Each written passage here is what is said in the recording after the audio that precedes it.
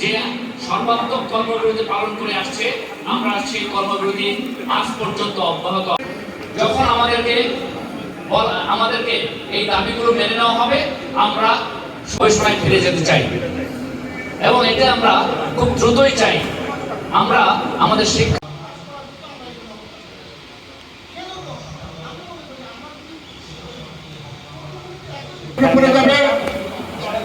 আমি অনুরোধ করবো মাননীয় প্রধান শুক্রবার যেহেতু আলোচনা হয়েছে এবং গতকালকে আরো একটা বিষয় আমার যেটা মনে হয়েছে যে সেখানে দেয়ালে পিঠ থেকে গেছে।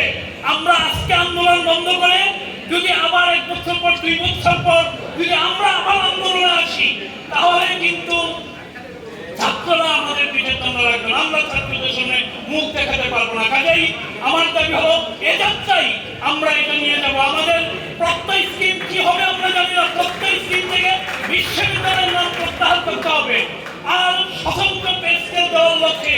এখন আমি যদি বলি যে আমার 3-4 বছর আছে, আমি স্বতন্ত্র পে স্কেল পাবো কিনা, আমি দেখতে বলতে চাই আমি পে স্কেল পাই আর না পাই, স্বতন্ত্র পে স্কেলের নিমিত্তে একটা পে কমিশন, একটা কমিটি গঠন করো, সুপার গ্রেডের নিমিত্তে একটা কমিটি গঠন করো, তাইলে আমি পেয়ে গেছি, তাইলে আমি সম্মাননা পেয়ে গেছি।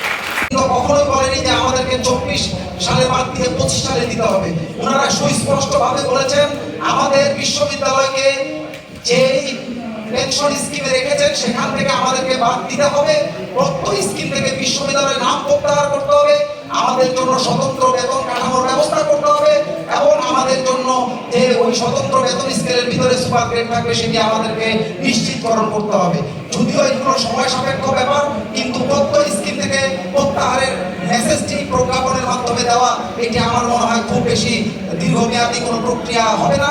সেটি পর্যন্ত আমাদের সর্বাত্মক কর্মসূচি যেভাবে চলমান রয়েছে সেভাবেই চলতে থাকবে এবং সেই সমস্ত বিষয়গুলোতে আমরা যা সিদ্ধান্ত নিব আপনাদের মতামত নিয়ে।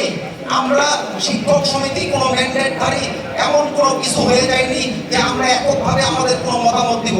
আপনারা যে মতামত উপস্থাপন করবেন সাধারণ সমিতির মাধ্যমে, আমরা সেই বিষয়টিকেই ফেডারেশনের সামনে তুলে ধরব।